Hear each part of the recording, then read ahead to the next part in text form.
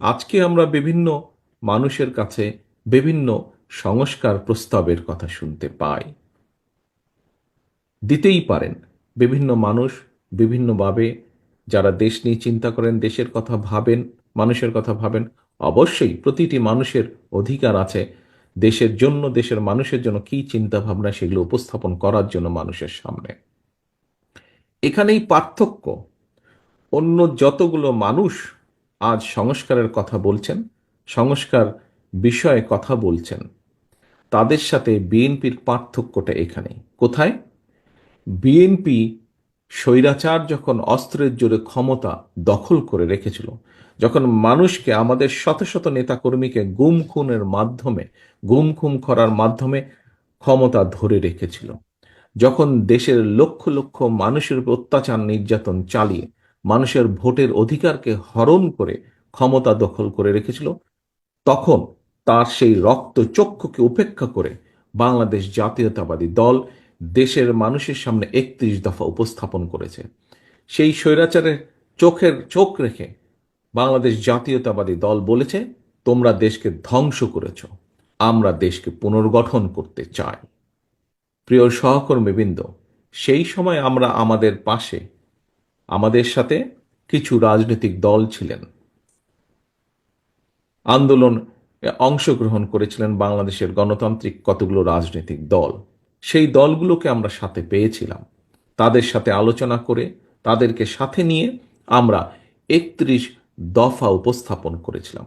আজ আমরা অনেক ব্যক্তির কাছে অনেক কথা, বড় বড় সুন্দর সুন্দর কথা শুনতে পাচ্ছি আমরা।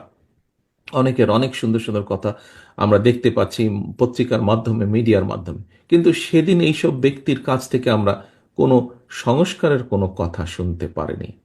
কিন্তু সেদিন একমাত্র আপনাদের দল, আপনাদের এই প্রিয় দল বাংলাদেশ জাতীয়তাবাদী দল, সেই স্বৈরাচারের রক্তচক্ষুকে উপেক্ষা করে দেশ পুনর্গঠনের কথা বলেছে।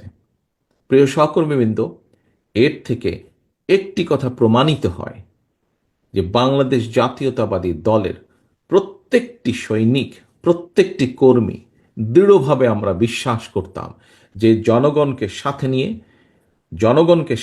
জনগণের যে আন্দোলন, সেই আন্দোলন অবশ্যই সফল হবে। এবং এই দৃঢ় বিশ্বাস ছিল বলেই, আমাদের ভিতরে এই দৃঢ় বিশ্বাস ছিল বলেই আমরা আজ থেকে ২.৫ বছর আগে সংস্কার প্রস্তাব উপস্থাপন করেছিলাম, করতে আমরা সক্ষম হয়েছিলাম। কারণ আমাদের দৃঢ় বিশ্বাস ছিল যে স্বৈরাচারের পতন হবে, এটি একটি। এবং আমরা সব সময় দৃঢ়ভাবে বিশ্বাস করি যে বাংলাদেশ জাতীয়তাবাদী দল, বিএনপির মূল লক্ষ্য এবং উদ্দেশ্যই হচ্ছে জনগণ এবং বাংলাদেশ, বাংলাদেশের জনগণ এবং বাংলাদেশ। আমাদের মূল লক্ষ্য, আমাদের রাজনীতির মূল লক্ষ্য হচ্ছে বাংলাদেশ এবং বাংলাদেশের জনগণ। সেজন্যই আমরা আজ থেকে সবার আগে উপস্থাপন করেছিলাম কিভাবে আমরা রাষ্ট্রকে মেরামত করতে চাই, রাষ্ট্র কাঠামোকে মেরামত করতে চাই, কিভাবে ভেঙে পড়া প্রতিটি প্রতিষ্ঠানকে আবার মেরামত করতে চাই, এবং যে রাষ্ট্র কাঠামো মেরামতের মাধ্যমে দেশ এগিয়ে যাবে, দেশের পুনর্গঠন হবে, বা দেশের মানুষের ভাগ্যের পরিবর্তন হবে। আজ সংস্কার প্রস্তাবের নামে আমরা দেখছি বিভিন্ন ব্যক্তি বিভিন্ন রকম কথা বলছেন। বলতেই পারেন বিভিন্ন ব্যক্তি, তাতে কোনো সমস্যা নেই। কিন্তু আমাদের কাছে মূল লক্ষ্য হলো,